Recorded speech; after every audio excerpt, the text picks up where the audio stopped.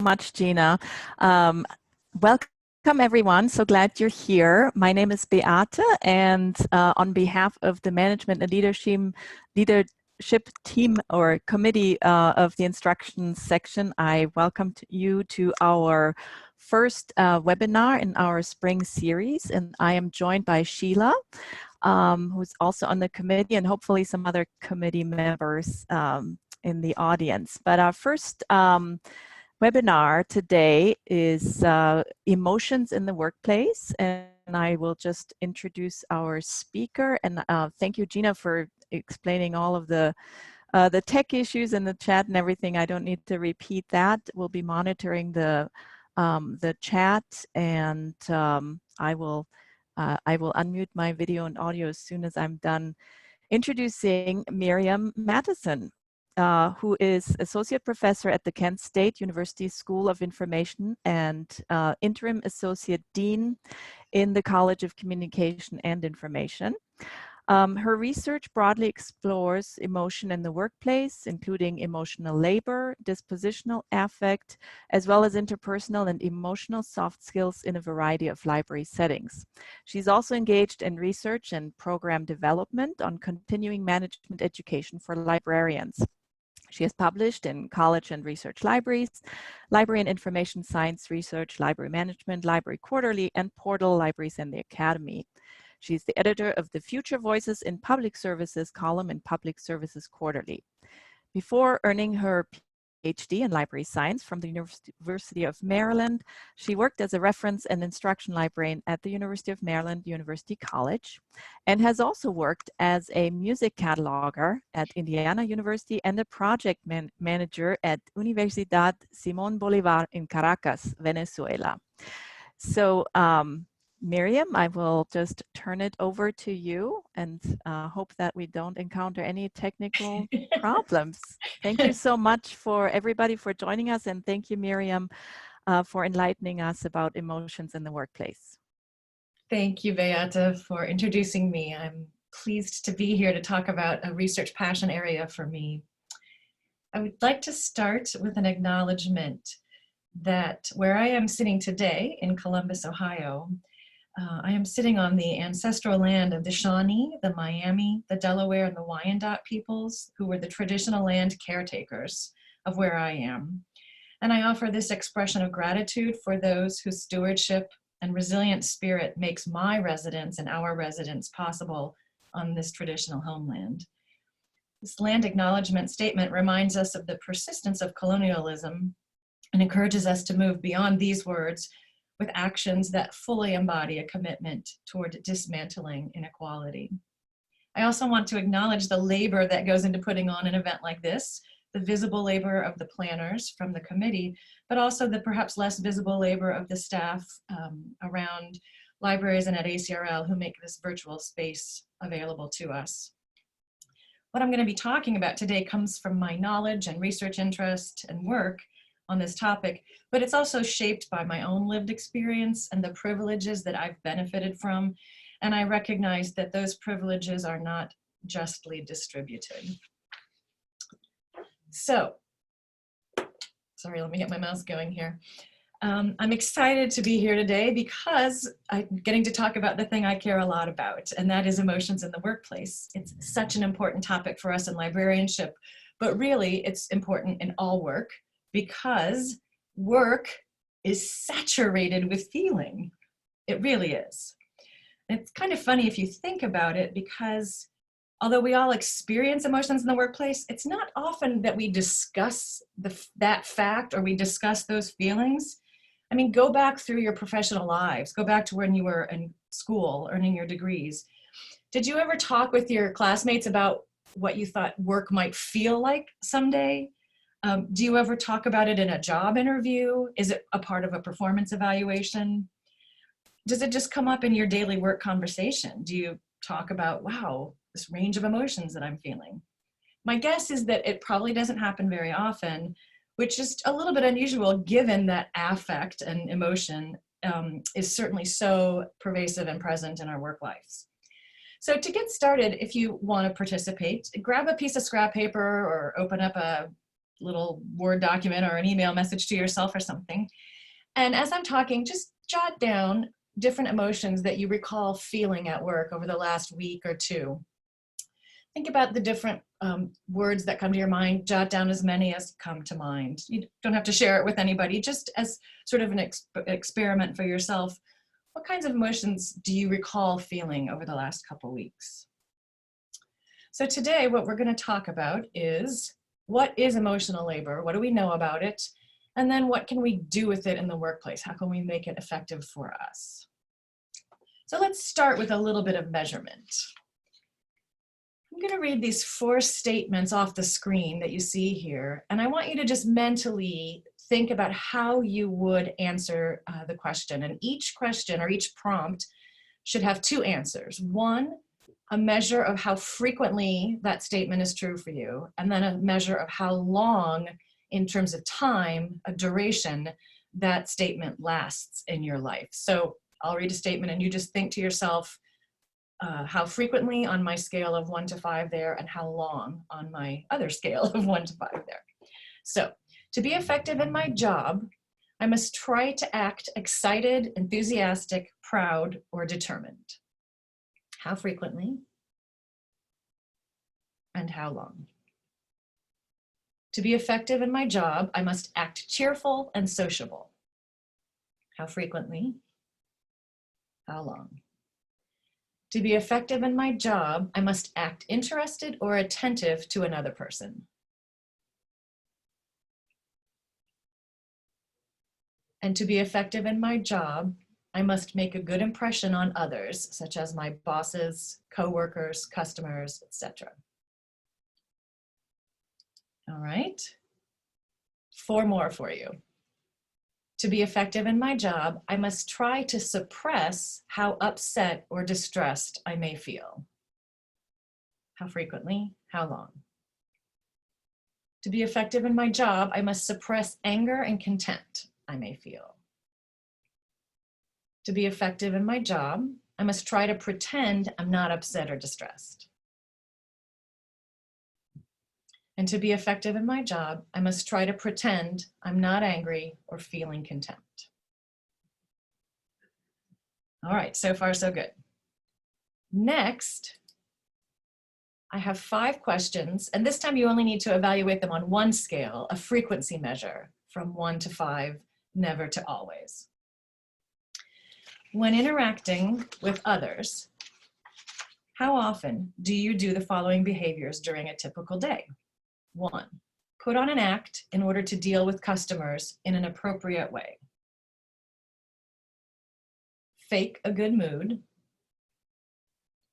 Put on a show or a performance. Just pretend to have the emotions I need to display for my job. Put on a mask in order to display the emotions I need for the job. And then the last 3, when interacting with others, how often do you do the following behaviors during a typical day? Try to actually experience the emotions that I must show. Make an effort to actually feel the emotions that I need to display toward others. Work hard to feel the emotions that I need to show to others.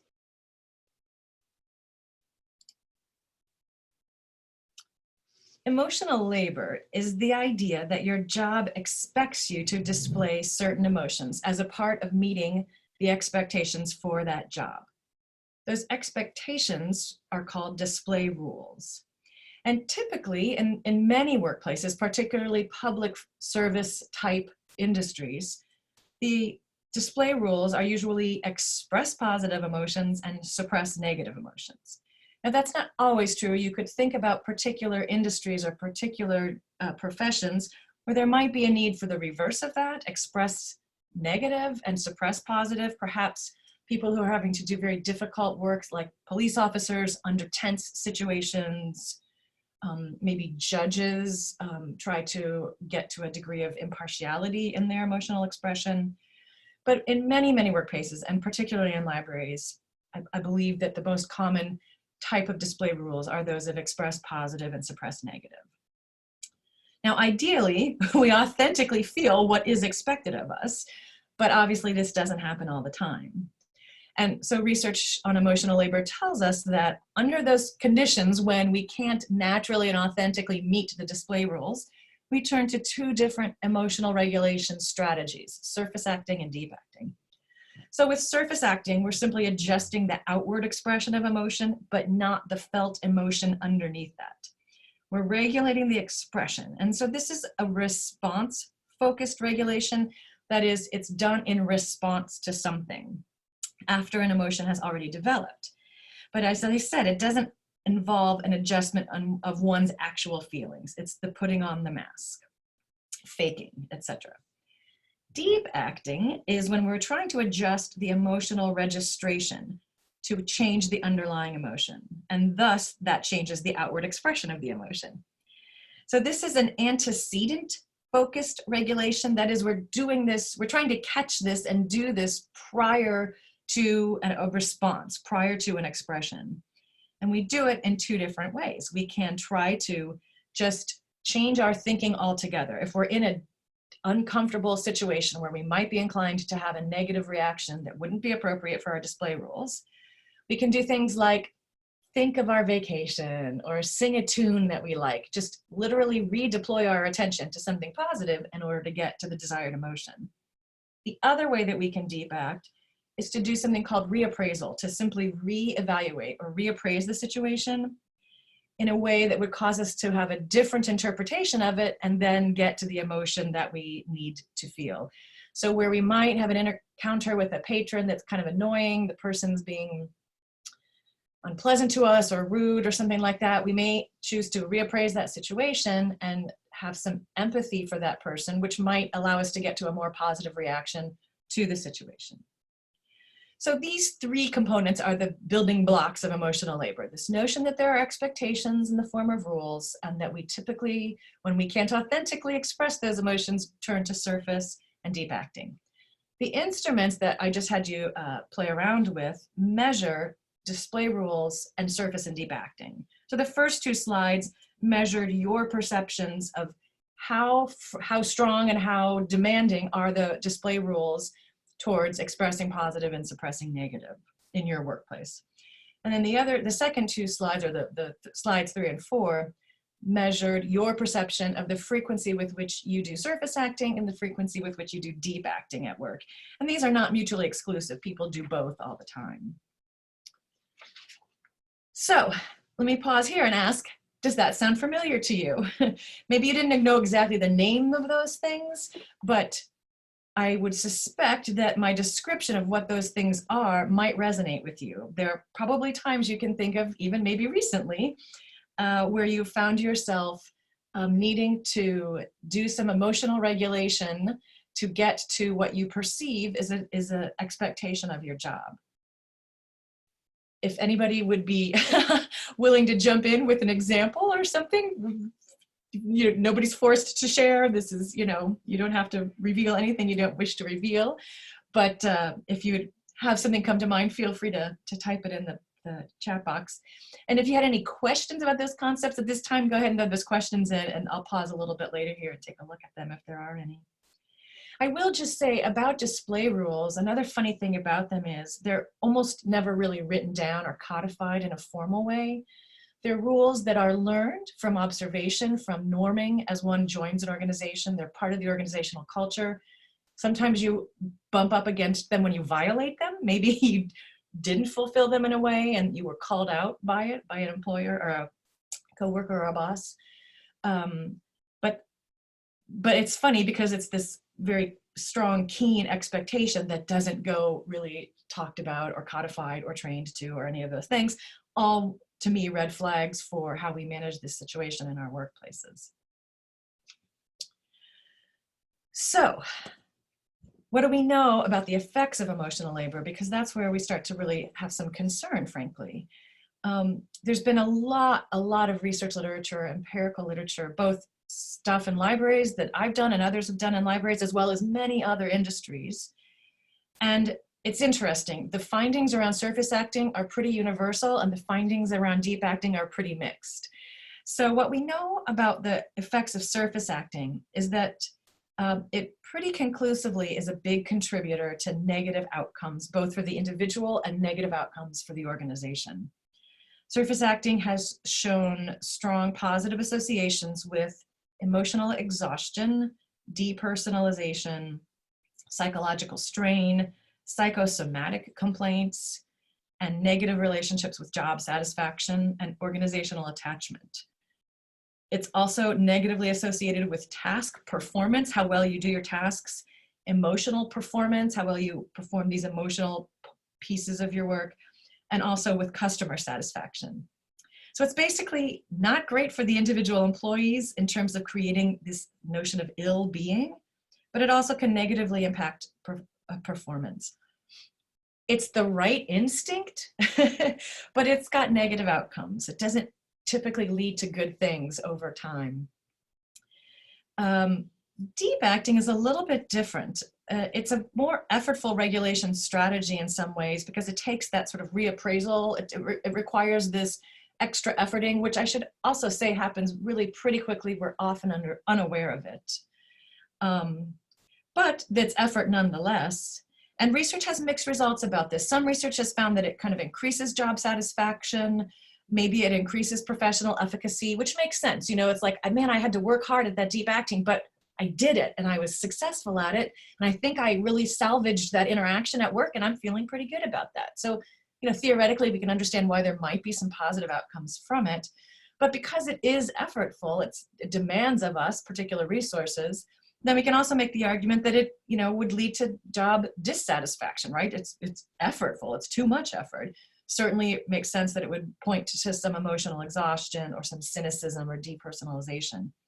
So the you know, meta-analyses of the outcomes of deep acting are really pretty mixed. There's some positive, weak, positive, significant relationships and some negative relationships as well. So in the end, you know, faking doesn't make it. The effects of deep acting are better than surface, but it's not like it's a magic solution to everything because both types of acting are in fact acting and effortful.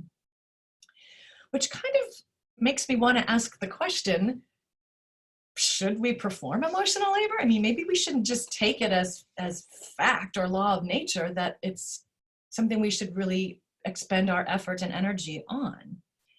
After all, discrepancies between knowing that there are these rules, but we don't feel them necessarily in particular moments of the day, thus we've got to take some emotional regulation work, do some emotional regulation work, all that creates this person-role conflict, and we've just seen that it does take a toll. Wouldn't it be better if we could just be 100% authentic? Imagine that for a second in your workplace, if you could be 100% authentic. What would that look like? How would that feel? What problems would that solve? What problems would that create? It's an interesting thought exploration. Also, I think many people, I won't say everyone, but many people, I think, strive towards authenticity in their work and self-expressive emergent reactions. We don't want to be robots pre-programmed to behave certain ways in certain settings. We want to be able to be natural. And surface acting doesn't allow that, deep acting more so, but not fully. So, you know, maybe that's not great. Maybe there's a mental health argument, a personal well-being argument to be made for striving towards authenticity, you know, as much as possible. But on the other hand, one of the reasons that we think about emotional labor as being important is we believe that displaying specific emotions will also influence our coworkers, our customers, our bosses, whomever we interact with, in particular ways. The customer service representative is friendly because he wants an angry customer to calm down and, you know, be able to solve that customer's problem. The debt collector, on the other hand, probably expresses anger or firmness or toughness because it's his job to get the debtor to pay her bill. The doctor wants to certainly convey to her patients hope and confidence, and so she wants to manage her emotions in a way that help convey that kind of feeling in the patient. That theoretical position is really based on social information, a model of emotions of social information model, which posits that emotional displays provide observers with really important cues and information, and it influences their behavior, this sort of whole notion of emotion contagion. So that's kind of an argument for trying to engage in a little bit of emotional labor in order to manage successfully, whatever that might mean for you, these particular interactions. And then lastly, I might argue that there's also theory that suggests there's actually a pretty good benefits to being positive. Barbara Fredrickson's got a really beautiful theory. I love it. It's called the broaden and build theory. And it says that positive emotions are not only pleasurable in the present, but that they also trigger some upward spirals, which then lead to higher future levels of well-being. Positive emotions create a positive mindset. They create broader attention. They broaden our cognition and build up personal resources. It's like we have this gas tank of resources, of emotional resources, and positivity helps increase the resources in that tank to improve our coping mechanisms and our interactions in workplaces. And having positive outlooks during unpleasant events or around unpleasant events, finding benefits in difficult circumstances has also been shown to decrease stress and distress after difficult moments, difficult events. So I guess I come down on this question that yes, there is value in performing emotional labor, because ultimately it's a means toward the relational, to relationships, to honor and value the relationships that exist in a work setting, that are always going to exist in work settings, and that for whom it's beneficial to everybody, both in terms of organizational goals as well as individual goals and wellness, to enhance and build those relationships as much as possible. I'm going to pause here for just a second, Beata, if there were any questions. I'm not really keeping up with the chat. Yes. Well, first, there were a lot of comments on yes, yes, yes. We all experienced this. And we just had a question from Carrie. Miriam, do you consider gender, social, and cultural conditioning in your research? And I guess Felissa also wants to know about yes. I personally, I both have and I haven't. I've done a number of different studies, and in some it was not a factor that I took into account. In other studies it has been. And if you stay tuned to this particular webinar, we're going to get to that in just a couple more slides. So thank you for pointing that out. It's a big point. Great. There's also, I guess, some comments just about, definitely having to perform emotional labor and not getting compensated for it. So do you have any ideas how you would compensate for that? Financially or otherwise? Right. I think I might deconstruct that actually and not quite accept the premise as stated, and not see it as kind of like an a la carte add-on that we would factor in, but I would rather, and I'll say this on one of my last slides, look at how we might reconceptualize this notion of rules to begin with, to see how it's been built up, accurately or inaccurately in our organizations, and see where we might have disconnects from the outset, which would then enable us to reset those, reposition those, rethink those in ways that might then we might feel differently about them.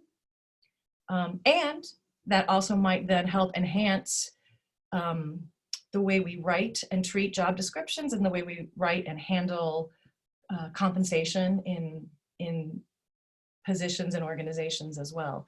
Now, I'm not naive enough to think that that happens out of one quick meeting with somebody. I'm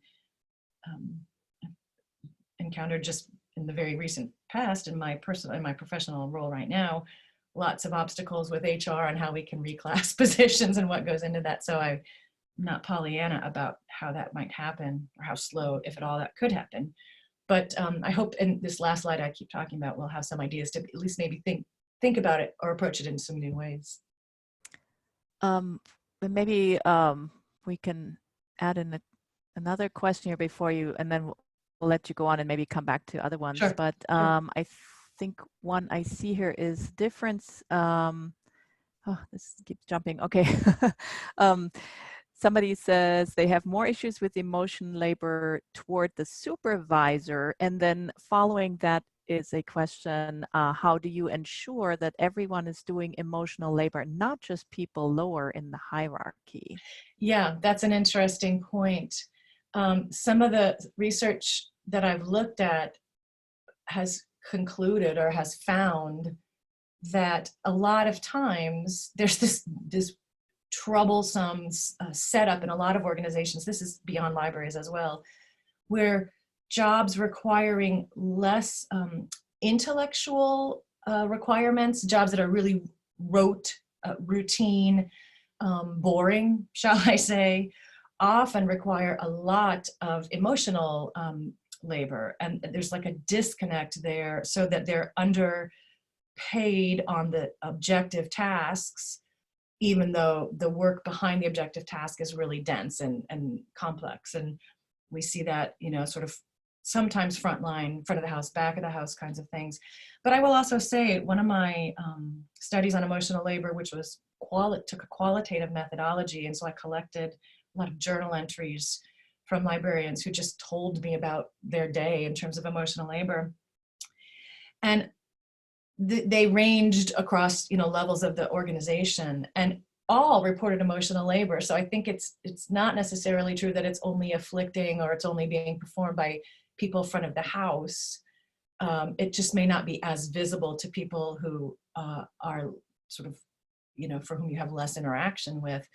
But I will say to the person that asked about emotional labor upward in the organization, again, a lot of the literature, like, you know, restaurant, retail, nursing, teaching environments, a lot of the underlying assumption is that the interaction around which we're doing emotional labor occurs with the customer.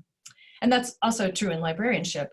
But in my own data set, I found there was as much or more emotional labor reported with coworkers and supervisors, and that the respondents were extremely less sympathetic to that, less tolerant of that, more resentful of having to do it with their coworkers and their supervisors. They were way more willing and understanding of the need for emotional labor with patrons.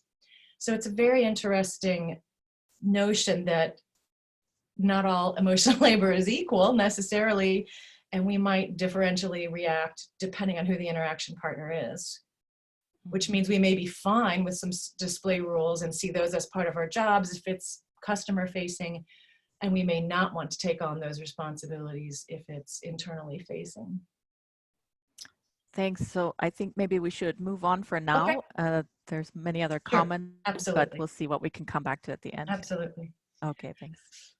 So what options do we have? I get asked this question a lot, actually, because, you know, people want to solve this. They want to make their work life more effective, and yay, I do too. I think it's a totally good place to start. And I was really puzzled by the question of, is it nature or nurture? That is to say, do solutions lie more in things we would do to individually, you know, in trying to build up our skills or think about what traits we have that contribute to this or not? Or do the solutions more lie in features of the organization, things that might be modified or adjusted within our organizational life? So I did a study, and the results of that, where I took a set of measurements that were individual, and I took a set of measurements that were organizational, and I compared their differential predictive power on surface and deep acting. And while all of them did predict emotional labor, which helps me understand that both organizational features and individual features contribute to emotional labor, in my particular data set, the individual features were stronger predictors. And so in the interest of time today, I'm just going to talk about one particular individual thing that might be key to unlocking more effective emotional labor. But there's obviously a lot more that could be said, and I suffer, like a lot of faculty, from wanting to say every single thing I know, and I know we have time limits, so just know there's more that could be said here. So the thing, one of the big findings from that study that I just referenced of my own is that emotional intelligence can help predict deep acting and surface acting, but it's a strong predictor of this emotional labor set of response strategies. And so that's maybe a lens we might value then, shining a light on emotional intelligence as a way to increase our effectiveness with emotional labor. So when we're talking about emotional intelligence, we're talking about emotions in a social context. I have already said, and you all know this, that we're going to be experiencing emotions in the workplace. It's, of course, unavoidable. So rather than being the victim to them or of them, we can build up our emotional intelligence to help us make the most of the positive and negative emotions that we're going to encounter to accomplish our goals. So what is emotional intelligence? Well, it's an intelligence. That is, it's an ability, and that means we can get better at it. It's not a trait. Now, let me just put an asterisk here to say, you know how academics like to have these, siloed theoretical fights and disagreements. There's not a universal agreement on emotional intelligence. There are pretty much two camps. There's a camp that speaks of it as an ability. I am in that camp. I believe that's where the most solid and robust research is on emotional intelligence. There is a camp, though, that looks at emotional intelligence as a kind of a mixed bag of some abilities, some traits. My problem with that model is that it's not, it doesn't have such construct clarity. There's a lot of co-occurring of features of that definition of emotional intelligence. That's the Daniel Goleman side of things. So I'm not here to tell you it's wrong. If that book spoke to you, there's certainly a lot to be gotten out of it. Just so that you know, in the universe of emotional intelligence, there are these two camps, and I'm talking to you today from the camp that defines emotional intelligence as an ability and not a trait.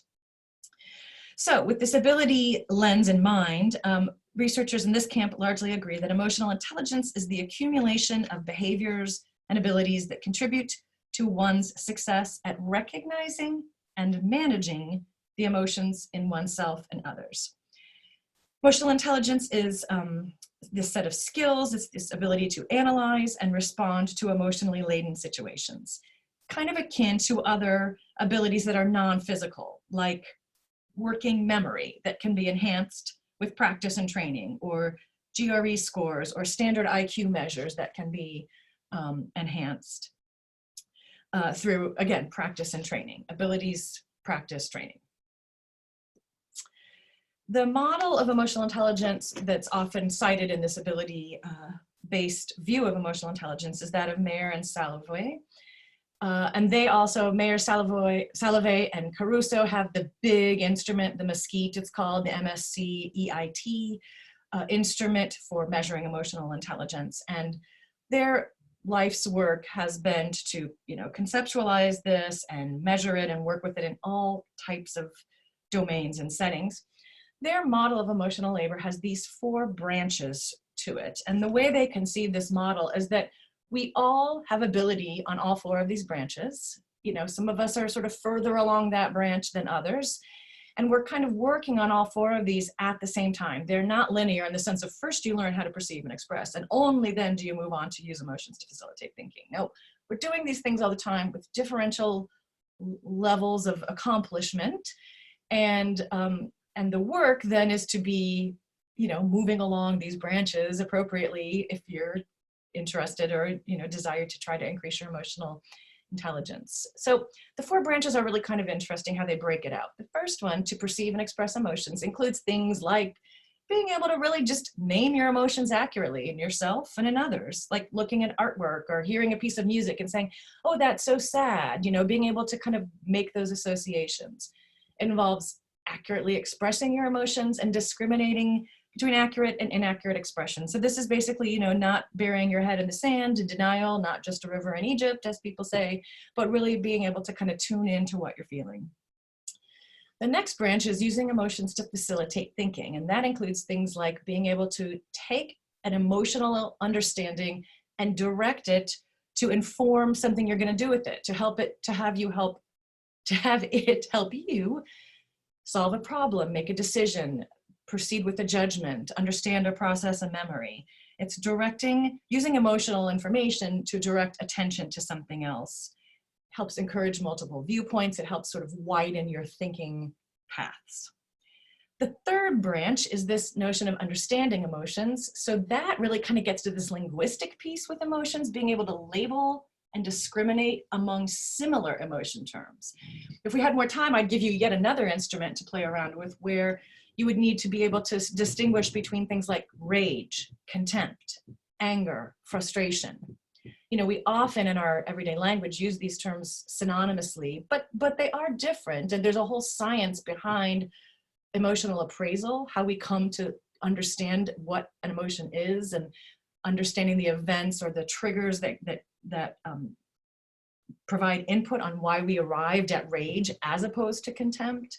So it's getting better at those sorts of understandings, and it's really complex. And again, our language is a key part of that, and often we just don't have the linguistic sophistication to do that. And as a side note, there's a big movement right now in K-12 education, it's been going on for a while, to try to incorporate emotion terms in little ones to make them more aware of their own emotions and help build that vocabulary, because we just don't normally come across it in a lot of our educational paths.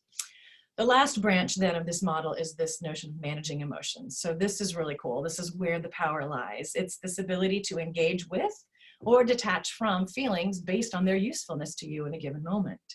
So the ability to reflect on emotions and like kind of reverse engineer them. Were they typical? Were they reasonable? To understand and position what you're feeling in a larger context, to moderate negative and enhance positive emotions. So it's pretty cool, and we would expect that people, again, can move through these different branches as they practice and learn and read and think. And there are benefits to doing so. Lots of research has been done to sort of show, you know, what are the effects of emotional intelligence. And here's just a quick bulleted list of some of the things that have been found across multiple studies. People higher in emotional intelligence have stronger social relations. They're perceived more favorably or more positively by others. They have been shown to have enhanced family relationships. It's associated with higher GPA in some studies, so academic achievement, better social relationships, particularly in work settings and work performance, and then just general increased psychological well-being, which is just what researchers in psychology use for, you know, this notion of happiness, our psychological well-being. So I would just pause here for a second and offer a thought question then. If I could, you know, wave a magic wand and make you the most emotionally intelligent person ever, what would that change in your life? What would be different about your life? What would things improve? What and how so, and with whom? And just, you know, think about that as you think about these 4 branches, how that might work in your life. It's just kind of another interesting thought question. So there are some things you can do to be working on building your emotional intelligence. And I would call these things like thought things. These are cognitive things that do, because ultimately to increase your ability at something, you have to increase your knowledge about it. So these are kind of the thinking pieces that will then help change the doing pieces downstream. So I would encourage you to play around with recognizing emotions. It's kind of the alphabet stage of learning to read. What are you feeling now? What are you feeling now? Can you hear me now? What are you feeling now? Work on improving your recognition of your emotions. Pay attention, make a list. If you have a trusted other you can have that conversation with, check to see if they're interpreting what you think you're feeling. You know, are you giving off the same thing you think you're feeling? Second, I would encourage you to play around with expressing your emotions, learning to communicate emotion as opposed to communicating emotionally, if that's appropriate for you. So rather than having something leak out unintentionally in tone or gesture or a snippy email, think out loud to yourself or to somebody else, you know, wow, what am I feeling, and you know, what might be the best way to convey this. Third, I like to do this a lot myself, which is to be analytical about it. Be mindful of the appraisal process. Why am I feeling this way? I had a chance to do that just last night. I sent an email that I worked pretty hard on to be clear and accurate, and I sent it to some people and got a response back from somebody that was kind of abrupt, and it clearly revealed that he didn't understand at all my initial email. And I got really kind of peeved about that. And so I had to stop and say, whoa, why am I having such an emotional reaction to email? You know, this is kind of crazy. And, you know, so I kind of walked it back, and I actually talked it out with a close person at work who was aware of the situation. And, you know, I came to conclude that it was kind of the disconnect between I put effort into my communication to be as clear as possible to avoid the very thing that happened. So I felt like I had failed. I felt disappointed in myself, and I had set an expectation, I was unaware of it, for that thing to go super well. And then when it didn't, I had to kind of deal with the disappointment that it didn't. So that kind of analytical sort of back story filling could be a useful thing to be doing as well. And then finally, embrace and make the most out of the emotions that you feel. Use them for the cues they provide you. What can be gained from either the positive or the negative emotion? A lot of times those negative emotions help us know where we need to pay some attention to. So rather than fear them, avoid them, deny them, use them for the information value they bring.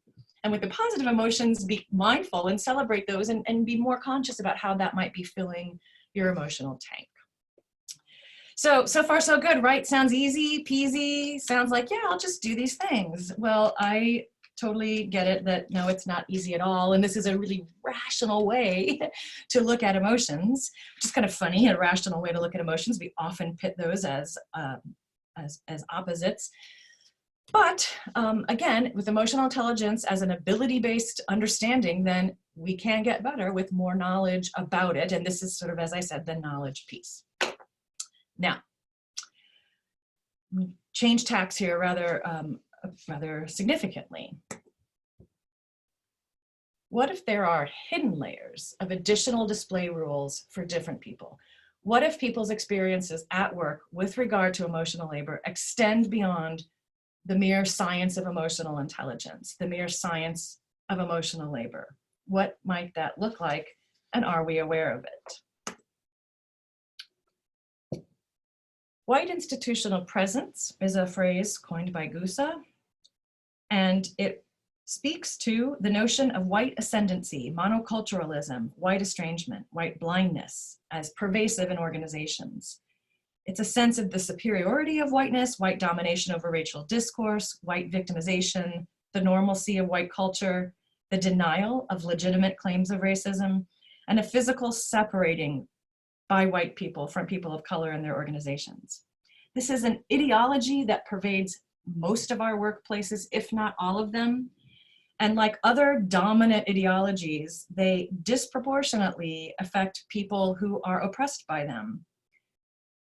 Imagine, if you can, the emotional labor that people of color must navigate in such settings.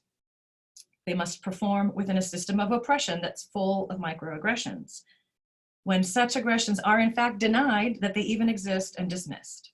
Imagine the effort of expressing appropriate emotions while simultaneously being discriminated against and being told, oh no, everybody's equal here, I'm colorblind.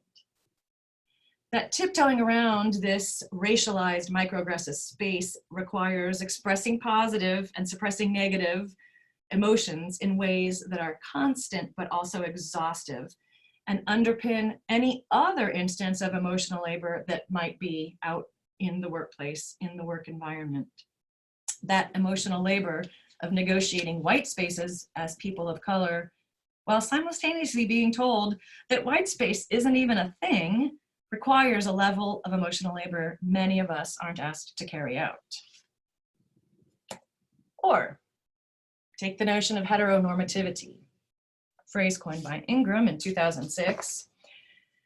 Heteronormativity is another ideological pervasive norm in most organizations that prioritizes policies and practices around a heterosexuality and a gender binary understanding of gender and sexuality, that it reinforces those through practices and structures of everyday life in the workplace. So this actually has been studied through the lens of emotional labor.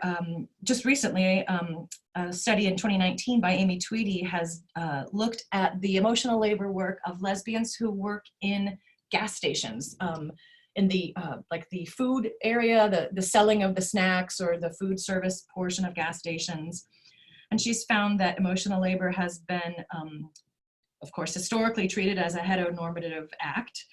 And her research has shown that ultimately the emotional labor performed by her participants were forced to have this additional layer of meeting these gender and sexuality expectations as a means to achieve these organizational service goals. She describes that her participants were in fact queering emotional labor by disrupting these heteronormative assumptions of service, but they often paid the price for it. They had to consciously choose whether and how they were going to adhere to that ideological norm, that heteronormativity in the workplace, or come out or be a more authentic version of themselves and having to traverse that emotional labor space, again, as an additional layer on top of any other contribution to any other requirement to fulfill emotional labor in that environment, in that service environment.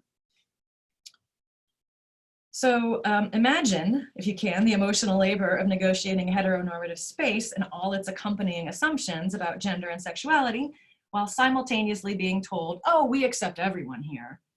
And imagine the level of emotional labor that might require, and that many of us aren't asked to carry that out.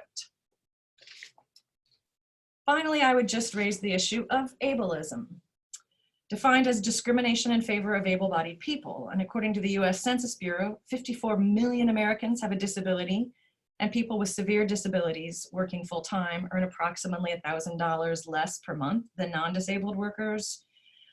13.3 million people with disabilities between the ages of 16 and 64 report having experienced difficulty finding employment in the first place because of their disability.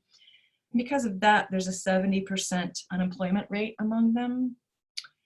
With those kinds of statistics in mind, there's also been published research on how disability and ableism are factors in emotional labor. Robert Wilton published a study in 2008 on how workers with disabilities confront emotional labor requirements. Just some of the findings he discovered from working with his participants are, for participants who identified with psychiatric diagnoses such as depression, they reported frequently struggling with the consistent need to express positive emotions, particularly in public-facing jobs. Quote, "Why don't you ever smile?" Close quote, was a phrase that one of the respondents revealed. How can you meet display rule expectations if surface and deep acting are not always possible for you? He also found that those diagnosed with physical impairments struggled to perform emotional labor when conditions of the workplace were unaccommodating. For example, having to manage chronic pain or to negotiate physical spaces that were unaccommodating required additional emotional labor because of those workplace conditions. I mean, imagine the challenge of having to frequently suppress tears, literally suppress tears, like go into a closet to cry because your chronic pain is kicked in, or to have to hide your reactions and mask your emotions or deep act your way through situations of emotional labor just simply because you can't negotiate the workspace well in order to do your job. The emotional labor of negotiating an ableist space while having to hide a disability for fear of retribution, or to manage with a visible impairment, requires a layer of emotional labor that, again, many of us are not asked to carry out. So what can we do with that? How does that layer of these ideological structural forces, these systems of oppression, how do we integrate that with what we've previously discussed as emotional labor in our workplaces? I think maybe a first step is to start to rethink emotional labor from a justice perspective.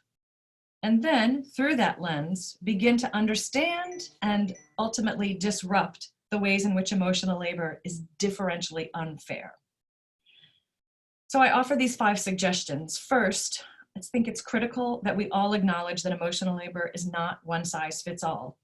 We need to acknowledge the structural forces that require more from some of us than others, and I have just suggested those 3 here. There are obviously others that went unspoken today. I think we need to start learning to interrogate by name and explore the display rules within our units. Can we say what they are? Where did they come from? Do we all identify with them? Can we all effectively perform them or not? Are they aligned with unit goals? Are they inherited from a time gone by? Actually naming and interrogating and challenging and questioning, exploring those display rules, those expectations, is work that I don't know that happens all that often, but seems like a really integral early place to start in trying to more justly understand emotional labor. Third, as you're interrogating those display rules, also check what forces are propping them up, and are there forces that are propping them up that should be dismantled? Are there display rules in place that really make it almost impossible to deep act? Are we somehow steering people more towards surface acting because we've made it just too hard to build in that reappraisal process? How can we understand and then unpack the forces behind the rules? Then I invite us to think about how we can create new ways of engaging and thinking on emotion work based on the ideas of emotional intelligence. How can display rules be reconsidered rather than as rules, as interpretive responses, as emergent responses, as things that are authentically felt whenever possible, that have meaning and purpose and are guided again by this relational framework, that are guided by a desire to create an emotional, a relational contract is sometimes a word that you see in this context, a relationship with people around us in our work.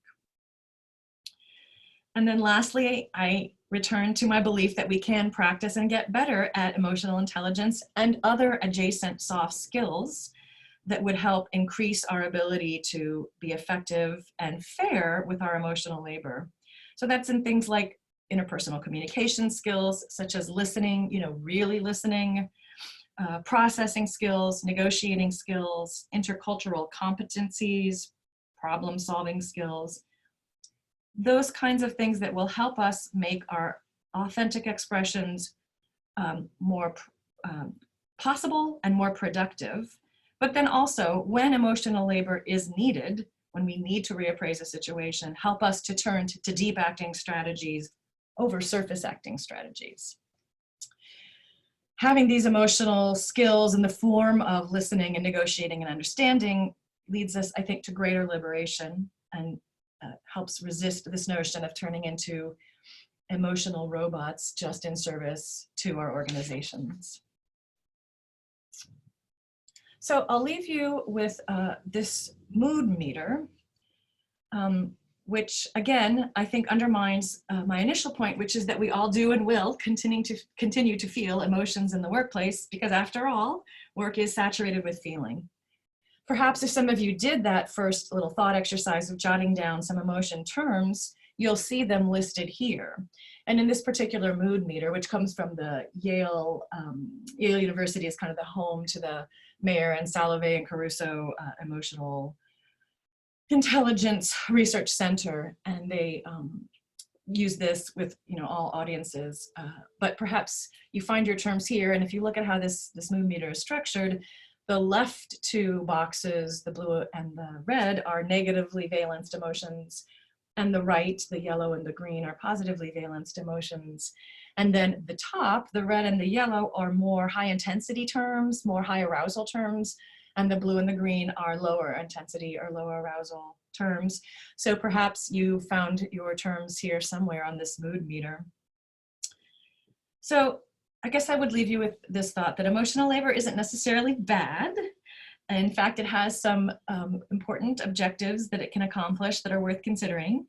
And as an attempt to meet organizational goals and respond to individual well-being, it's worth learning the most effective ways to carry it out.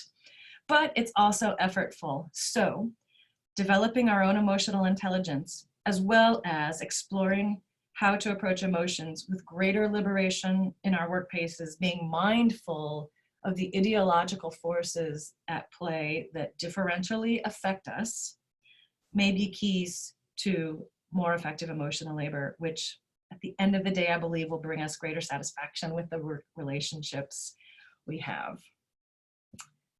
So I thank you so much for sharing this time with me today. I'm happy to have questions on email too, as I know people will need to log off here, but if there's anything that you would want to raise or ask or comments that you want to share, I'd be happy to receive those by email. I'm also happy to share the slides, and I have a reference list here, and I'm happy to share that separately or as a part of the slides, whatever makes the most sense. Beata, I'll turn it back over to you. Thank you so much, Miriam. This is very insightful, and I can see in the chat. Thank you, thank you, thank you. a much appreciated discussion that could, of course, go on for much longer. And we have Right. 5 minutes. That's right, I know. The tyranny of the 1 hour webinar. That's right. And Sheila, you can also jump in if with questions that I just didn't catch. I want to pose one question that came up to you quickly, Miriam, and that was if mindfulness is the same as emotional intelligence.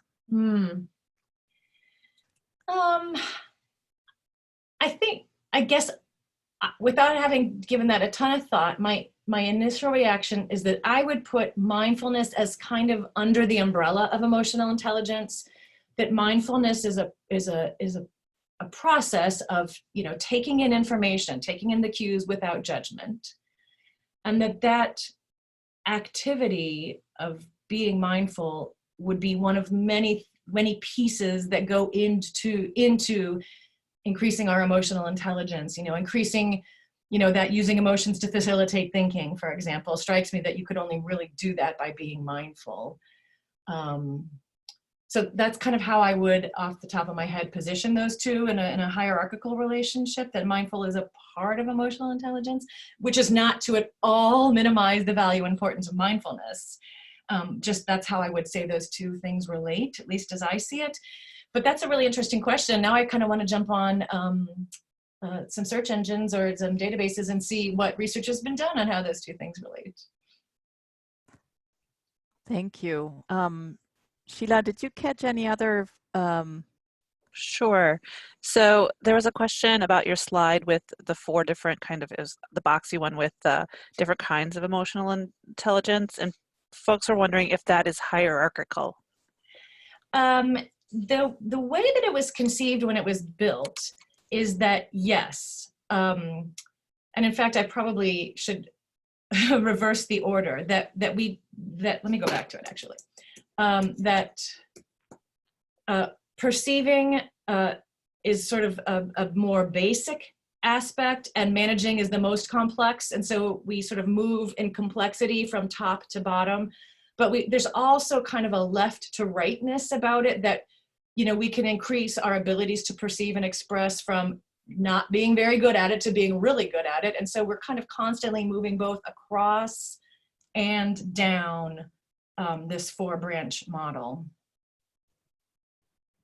Thanks. I think another question here, so you talked about different abilities, and somebody had a question about specifically the role of anxiety in this arena. Yeah, absolutely, absolutely.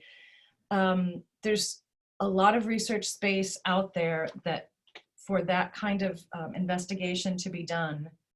How does anxiety, I mean, Wilton's study looked more at people who reported depression as a diagnosis, but how might somebody who reports anxiety as an impairment, as a disability, react and respond to the demands of emotional labor in the workplace? I can't say that there isn't research out there, but there won't be much of it yet, and it's really a super important kind of a next step, if you will. I mean, emotional labor research has been kind of, Arlie Hochschild was the originator of the notion in late 70s, the managed heart, the well-managed heart, looking at airline flight attendants. And it kind of picked up traction sort of late mid 90s and a lot in the 2000s and into now. And we're kind of ready for a next generation. We've got kind of 3 decades worth. And I believe that these ideological forces is a really next place to go with this research. It's not all the same. We're not all the same. And we can have these rules and these expectations, but we are not all robots, and we need to understand that. Okay, thank you, Miriam. And I think we're right at 3 o'clock now, or at least on the East Coast. So I think we have to conclude this, and I invite everybody to email Miriam directly, or you can also contact me, and we can direct you, connect you with any further questions. I hope we'll have the opportunity to continue this conversation in other places. And I also hope that you will all join us for the other 2 webinars that the Management and Leadership Committee is putting together. The next one is on March 19th on management and leadership, the practical application of theories behind team building, and then one following on April 2nd, managing up with EDI in mind, collaborations to strengthen a community. So thank you again, Miriam, for this wonderful presentation.